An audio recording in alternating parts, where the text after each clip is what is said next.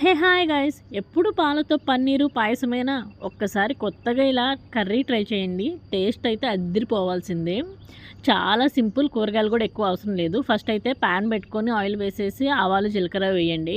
అవి చిటపట అన్నాక మంచిగా తరిగి పెట్టుకున్న ఉల్లిపాయ అయితే వేసేయండి.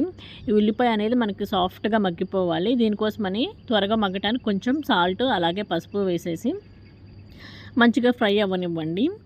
దీనికొచ్చేసి మనం పాలు మనకి ఎంత కావాలంటే అంత తీసుకోవచ్చు. లీటర్‌తో కూడా చేసుకోవచ్చు. అలాగే 1 గ్లాస్ పాలతో కూడా చేసుకోవచ్చు. ఇక్కడైతే ఉల్లిపాయ మగ్గిపోయింది. మగ్గిపోయిన తర్వాత దీంట్లోకి నేను పాలైతే పోస్తున్నాను. ఇక్కడ మాకొచ్చేసి ఆవు పాలు దొరుకుతాయి. సో, ఆవు పాలు తాగటం ఇష్టం లేక ఇలా కర్రీ చేశాను. ఇంకా తర్వాత దీంట్లో కొంచెం చిల్లీ పౌడర్ వేసా. మీరు ఈ చిల్లీ పౌడరు ఆనియన్స్‌లో కూడా వేసి కొంచెం ఫ్రై చేసుకోవచ్చు. ఇంకా తర్వాత సాల్ట్ అడ్జస్ట్ చేసుకోవాలి. అంతే, కాసేపటికి ఇలా మంచిగా పాలు విరుగుతాయి. ఇలా రెడీ అయిపోద్ది.